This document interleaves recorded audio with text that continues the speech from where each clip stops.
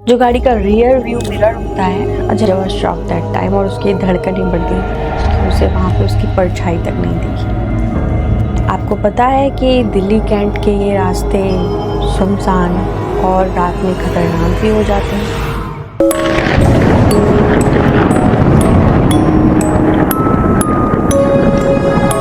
नमस्कार दोस्तों, कैसे हैं आप सब लोग। तो मैं आपकी दोस्त दीपिका फिर से एक नई हॉरर स्टोरी के साथ आपके सामने फिर से पेश हूँ। तो आशा करती हूँ आप सब लोग बहुत अच्छे होंगे और आपने अब तक मेरा चैनल सब्सक्राइब कर लिया होगा और मेरी सारी स्टोरीज देख ली होंगी और आपको बहुत मज़ा आ रहा होगा। अगर आप भी मेरे साथ कोई अपनी horror story, horror experience share करना चाहते हैं तो डिस्क्रिप्शन में मेरा मेल आईडी आपको मिल जाएगी। आप उस पर अपनी स्टोरी मुझे रिकॉर्ड करके या लिख कर कैसे भी जिस तरह से आप भेजना चाहें भेज सकते हैं। अगर मुझे आपकी स्टोरी अच्छी लगी तो मैं अपने इस पॉडकास्ट पे आपकी स्टोरी को ज़रूर सुनाऊंगी। और अगर हम लोग आगे ऐसा प्लान कर रहे हैं कि अगर मुझे अपने सब्सक्राइबर्स की स्टोरी अच्छी लगी और कुछ सब्सक्राइबर्स अगर मेरे साथ बैठकर भी अपनी स्टोरी बताना चाहते हैं तो मैं वो मौका भी उनको ज़रूर दूंगी। तो चलो बहुत देर ना करते हुए हम सीधे सीधे आज की स्टोरी की तरफ बढ़ते हैं। तो आज की स्टोरी जो मैं आपको सुनाने जा रही हूँ, आज की स्टोरी है दिल्ली की बहुत सारी ऐसी जगह हैं जो अपने लिए फेमस है, अपने लिए इन द सेंस कि वो बहुत ज़्यादा रहस्यमयी और खौफनाक हैं। तो उन्हीं में से एक जगह दिल्ली कैंट की आज मैं बात कर रही हूँ। ये स्टोरी एक्चुअली मेरे एक सब्सक्राइबर हैं, उन्होंने मुझे शेयर करी है बाय मेल। तो उन्होंने मुझे बताया कि दीपिका, ये जो स्टोरी है उनके एक दोस्त अजय की है। एक एमएनसी कंपनी में काम करते थे, बट उनकी जो शिफ्ट थी वो नाइट की नहीं थी, दिन की थी। तो बेसिकली वो एमएनसी कंपनी दिल्ली कैंट के आसपास ही थी। मैं सारा कुछ I am so sorry reveal नहीं कर सकती because of safety purpose. And तो अजय अपनी ड्यूटी ख़त्म करके रात के लगभग 11 बजे ऑफिस से घर की तरफ जा रहे थे। शॉर्टकट ऑलरेडी उनको काफ़ी लेट हो चुका था, तो शॉर्टकट पाने के लिए वह दिल्ली कैंट के जो जंगल हैं वहाँ से उन्होंने जाने का फैसला किया। जैसे ही उन्होंने अपनी गाड़ी स्टार्ट करी, काफ़ी लेट हो चुका था और जंगलों से निकालनी शुरू करी। जैसे ही वह जंगल में एंटर हुए, एक वाइट कलर की साड़ी पहन के एक लड़की रोड पर उनको सामने खड़ी हुई दिखी। जैसे ही उन्होंने अचानक से ब्रेक लगाए और गाड़ी से बाहर निकल के देखा, तुरंत वहां पे कोई भी नहीं था। अजय वाज शॉक्ड कि ये क्या हुआ, अभी तो मेरे सामने एक लड़की खड़ी थी और ये अचानक कहाँ गई। उसके बाद अजय जैसे ही अपनी गाड़ी दोबारा से स्टार्ट करते हैं और 100-200 मीटर आगे बढ़ाते हैं, उन्हें फिर से वो लड़की रोड के इस बार साइड में खड़ी हुई दिखाई देती है। अजय ने अपनी गाड़ी का शीशा तुरंत नीचे किया और उनको पूछा। हालांकि अजय इस बार काफ़ी डर गया था क्योंकि पहले देखा और वो कहीं नहीं थी और फिर वही लेडी वाइट कलर के कपड़ों में वो एकदम नॉर्मल नहीं होता है। तो फिर भी उन्होंने पूछा अपनी गाड़ी का शीशा नीचे किया एंड ही आस्क्ड कि मैम आपको कहीं जाना है, मैं छोड़ दूँ आपको। उस औरत ने धीमी सी आवाज़ में बोला, क्या मुझे आप उस मोड़ तक छोड़ देंगे। उसका चेहरा एकदम शांत था। तो उसने सोचा कि हो सकता है उसे कैब ना मिल रही हो, वो भी मेरी तरह ऑफिस से जा रही हो, या जो भी है कोई फैमिली मैटर हो, या वो किसी मुसीबत में फंसी है, तो उसने उसकी हेल्प करने का निश्चय किया। उसने उसे अपनी गाड़ी में बिठाया, पीछे वो आके बैठ गई। थोड़ी दूर वो साथ चले। उसके बाद जो गाड़ी का रियर व्यू मिरर होता है, अजय ने जस्ट ऐसे ही सोचा कि उसको देखे। वो साइड में बैठी थी तो मतलब थोड़ी बहुत परछाई या बंदा हल्का फुल्का दिख जाता है। Ajay was shocked that time और उसकी धड़कनें बढ़ गई कि उसे वहाँ पे उसकी परछाई तक नहीं दिखी। अजय ने फिर भी हिम्मत जुटाते हुए उसने सोचा यार दिख नहीं रही, शायद साइड में बैठी होगी। उसने बात करने की कोशिश की। आप वैसे रात में कहाँ जा रही थी। उसने कोई जवाब नहीं दिया और उसकी हल्की सी मुस्कुराहट की आवाज़ बस अजय को सुनाई दी। थोड़ी देर बाद उस अजय से पूछा, वैसे आप कहाँ जा रहे हो इतनी रात में। आपको पता है कि दिल्ली कैंट के ये रास्ते सुनसान और रात में खतरनाक भी हो जाते हैं। कई कहानियाँ यहाँ पे दबी हुई हैं और कई कहानियाँ यहाँ पे पूरा होने का इंतज़ार कर रही हैं। अजय थोड़ा सा मतलब असहज सा हो गया कि ये किस तरह की बातें कर रही है रात में भाई। तभी उसके बाद तुरंत उस लेडी ने उसको बोला प्लीज स्टॉप द कार, मुझे यहीं उतरना है। अजय ने जैसे ही गाड़ी के ब्रेक लगाया और मुड़कर देखा, उस गाड़ी में कोई भी नहीं था। अजय ने ना आओ देखा और ना ताओ, जस्ट वहां से अपनी गाड़ी ली और आगे बढ़ दिया। जैसे ही वह अपने घर पे पहुंचता है, वह सोने की कोशिश करता है, पर उसके दिमाग में वही सारी चीजें घूमे जा रही हैं। बस जो नॉर्मल है, किसी के भी साथ अगर ऐसा होगा तो ऑब्वियसली वो ओवरथिंक करेगा। उसके बाद नेक्स्ट डे अजय अपने दोस्तों से मिलता है ऑफिस में और उसे अपनी ये सारी घटना जो होती है उसके बारे में बताता है। तो उसके सारे दोस्त उससे बोलते हैं भाई तू रात में लेट हो गया था, तू काफी थका हुआ था, ये स्ट्रेस की वजह से होता है, इसको कुछ इतना हाइपर मत ले और इसको भूल जा। अजय ने भी सोचा कि शायद हो सकता है मैं ही ओवर थिंक कर रहा हूँ। इज ओके कि ठीक है चलो लेट्स चिल, बट स्टिल उसके दिल में एक घबराहट सी थी कि शायद वो कुछ इजी नहीं था जो मैं सोच रहा हूँ, इतना भी सिंपल नहीं था। उसके बाद उसी रात अजय अपने घर जाता है, टाइम से ऑफिस से घर जाता है और सोने की कोशिश करता है। अपने रूम में है अजय, रात के लगभग 10 बजे का समय है। उसके रूम के बाहर उसका गेट बंद है, एसी चल रहा है और अचानक से उसके गेट के बाहर से कुछ चलने की, किसी के पायलों की आवाज़ आती है। वो आवाज़ बहुत स्लो थी बट इतनी क्लियर थी कि उसको बहुत आराम से सुना जा सकता था। अजय ने बहुत हिम्मत करी और उठ के जैसे ही गेट खोला तो वहाँ पे कोई भी नहीं था। बट जैसे ही वो गेट बंद करके अंदर आता है, उसके रूम में एक ठंडक सी बढ़ जाती है।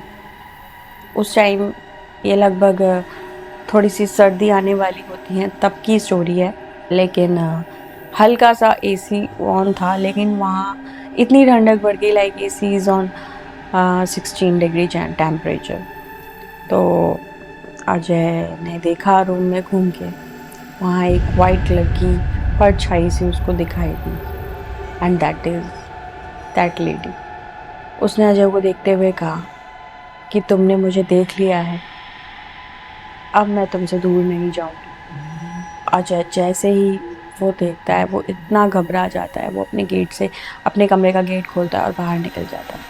थोड़ी देर बाद वो पानी वानी पीता है, नॉर्मल होता है और फिर कोशिश करता है अपने रूम में आने की और अपना गेट लगाता है और चादर ओढ़ के सो जाता है क्योंकि वो बहुत डर गया है। पर पूरी रात उसको ऐसे ही लगता रहा जैसे उसके आसपास कोई है, कुछ है जो ठीक नहीं है या उससे कोई बात करना चाह रहा है। नेक्स्ट डे अजय अपने ऑफिस जाता है, वहाँ पे एक दो लोग से ऐसा बताता है अपने दोस्तों को, तो उसके दोस्त कहते हैं कि हो सकता है भाई ये नॉर्मल नहीं है।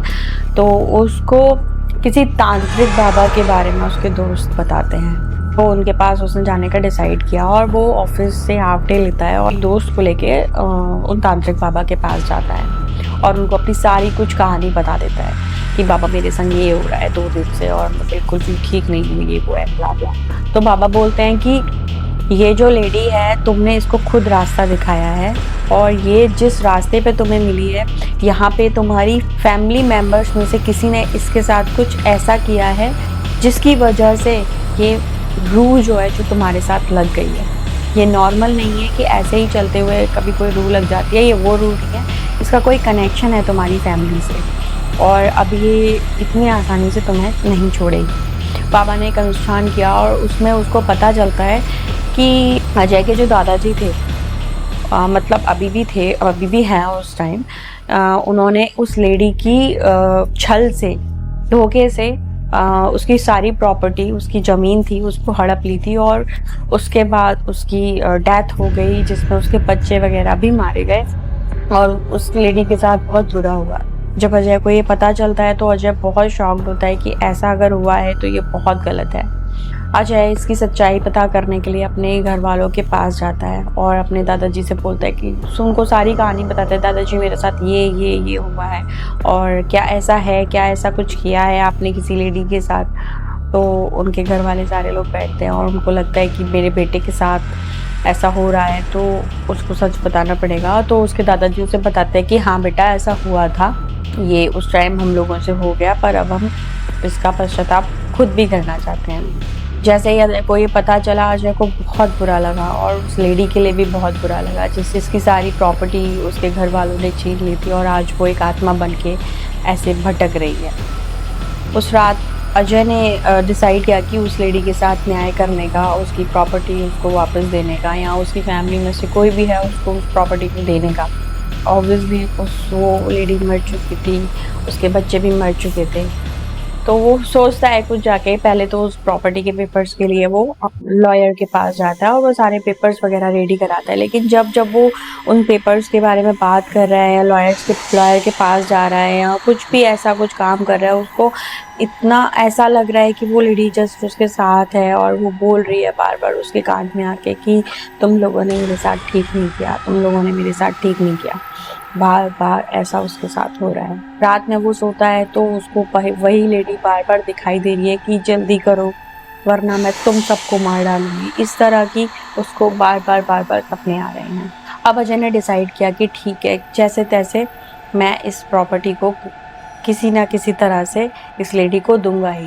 नेक्स्ट रात को वो सो रहा होता है और उसको एक सपना आता है उस प्रॉपर्टी के लिए। वो लेडी बोलती है कि मैं जा चुकी हूँ, मेरे बच्चे जा चुके हैं, लेकिन मैं ये चाहती हूँ कि इस प्रॉपर्टी को आप एक अच्छे काम में लगाएं और इस पे एक स्कूल बनवाएं, जिससे कि मेरे बच्चे तो नहीं पढ़ पाए, उनका भविष्य तो अंधकार में चला गया। बहुत सारे ऐसे बच्चे जिनको पढ़ाई नसीब नहीं होती है, उनको हम फ्री शिक्षा दें। मतलब वो रूह इतनी अच्छी थी कि मरने के बाद भी इतना अच्छा सोच रही थी। ये सच्ची कहानी है। बाय द वे फ्रेंड्स, मैं आपके साथ एक चीज़ बीच में डिस्टर्ब करके बोलना चाहूँगी कि बहुत सारे लोगों को ऐसा लगता होगा कि ये ऐसी कहानी क्या सच में होती है, लेकिन जिसके साथ ये होता है वही ये जान सकता है, वरना सबको ये सिर्फ एक कहानी ही लगती है।